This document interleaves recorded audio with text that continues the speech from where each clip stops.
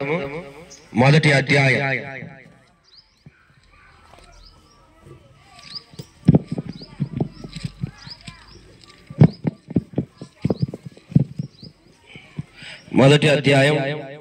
21వ వచనం 21వ వచనం మనం చదువుదాం. అందరం చదువుదాం. నేను నా తల్లి గర్భముల నుండి దిగంబరునై వచ్చి తిని దిగంబరున ఎక్కడికి తిరిగి వెళ్ళేదను. యెహోవా ఇచ్చెను, యెహోవా తీసుకొని పోయెను, యెహోవా నామమునకు స్తుతి కలుగునుగాక.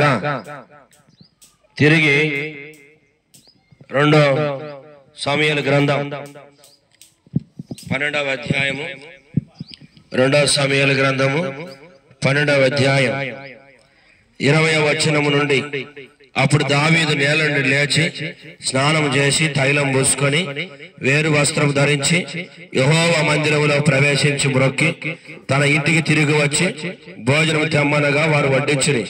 అప్పుడు అతడు భోజనం చేసెను.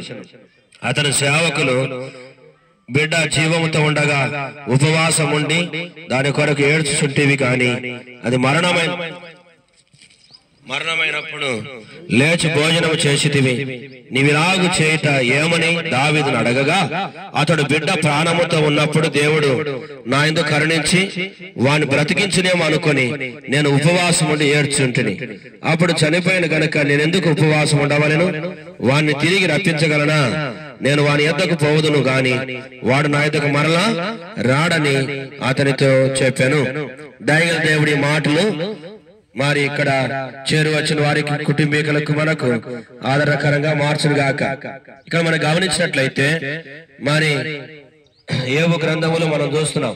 ఏమ్మా సంధ్య, యోబు గ్రంథంలో ఏముందంటే యెహోవా ఇచ్చెను, యెహోవా తీసుకొని పోయెను, యెహోవా నామమునకే ఏం కలుగుతుందంట? స్తుతి కలుగును అంటాడు. అంటే దేవుడు ఇచ్చాడు, దేవుడు ఇస్తున్నాడు. మరి ఇక్కడ మనం గమనించినట్లయితే ఇక ఈ వ్యక్తి అంటాడు, నేను నా తల్లి గర్భముల నుండి దిగంబరునై వచ్చి తిని దిగంబరునై తిరిగి అక్కడికి వెళ్ళేదని అంటాడు. అయితే ఇక్కడ యెహోవా ఇచ్చెను, యెహోవా తీసుకొని పోయెను, యెహోవా నామమునకే స్తుతి కలుగును గాక. దేవుడు ఇచ్చాడు, తిరిగి దేవుడు తీసుకున్నాడు. మరి 7 నెలలు మరి బిడ్డ. అయితే మరి మనం గమనించినట్లయితే మరి ప్రభు తనతో ఉండడానికి బిడ్డను ఇష్టపడ్డాడు. మరి భూలోకములు ఊహాగానాలు లేదా రాకమునిపే లేకపోతే ఈ లోకములో కొన్ని తెలియక మునిపే పవిత్రంగా పరిశుద్ధంగా మరి ఉండగానే మరి ఈ చిట్టి బిడ్డను మరి ప్రభు తీసుకోవడానికి ఇష్టపడ్డాడు. బైబిల్ సెలవిస్తా ఉంది. ఏమని బైబిల్ సెలవిస్తా ఉందంటే ఇలాంటి వారిదే పరలోక రాజ్యం అని బైబిల్ చెబుతా ఉంది. ఇలాంటి వారిదే ఏంటంట? పరలోక రాజ్యం. కాబట్టి చిన్న బిడ్డలు ఇలాంటి వారిదే. అందుకని మీరు మార్పు పొందిన బిడ్డల వంటి వారైతేనే కానీ పరలోక రాజ్యంలో ప్రవేశించలేరంటాడు. కాబట్టి ప్రియులారా, దేవుని యొక్క వాక్యంలో మనం గమనించినట్లయితే ఇక్కడ అనేక సంగతులు మనకు జ్ఞాపకము చేయబడుతున్నాయి. యోబు జీవితంలో యోబు భక్తుడు ఉన్నాడు, పిల్లలు ఇచ్చాడు.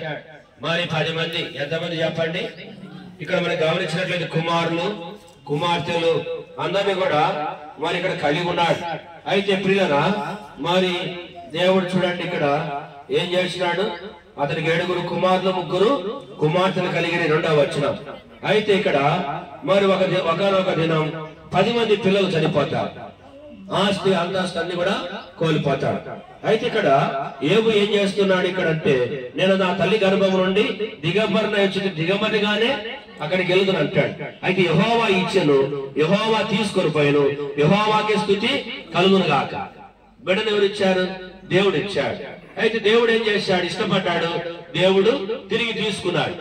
అయితే యోబు ఏ విషయంలో కూడా దేవుని దూషించినట్లుగా గాని లేకపోతే ఏ విషయంలో యోబు మరి లేకుంటే దేవుని అవమానపరిచినట్లు గాని చేయలేదు. తర్వాత ఇక్కడ మనం గమనించినట్లయితే చూడండి, దావీదు కూడా ఒక బిడ్డను ఇవ్వబడతా వచ్చింది. అయితే దేవుడు ఆ బిడ్డను వచ్చినాడని రాయబడి. అయితే ఆ బిడ్డ చనిపోయినాడు. చనిపోయిన తర్వాత మరి ముందు వ్యాధితో ఉన్నాడు ఆ బిడ్డ. అయితే ఉపవాసం ఉండి దావీదు కూడా ప్రార్థన చేస్తా వచ్చాడు, కన్నీళ్లు గారుస్తా వచ్చాడు. అయితే బిడ్డ చనిపోయిన తర్వాత లేచాడు, స్నానం చేశాడు, తర్వాత వేరే వస్త్రములు తెమ్మని చెప్పాడు, తిరిగి దేవుని మందిరంలోకి వెళ్ళి ప్రార్థన చేశాడు, తర్వాత మరి పరివారి పిలిచి భోజనం వడ్డించమని చెప్పాడు.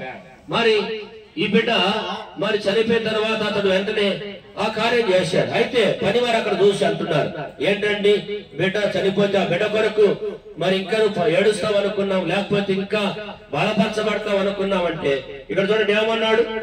సమూయేలు గ్రంథము 2వ సమూయేలు 12వ అధ్యాయం, ఇక్కడ ఈ మాట చూస్తాం. 12వ అధ్యాయంలో మనం గమనించినట్లయితే చూడండి ఏమంటున్నాడు ఇక్కడ 23వ వచనం. ఇప్పుడు చనిపోయాను.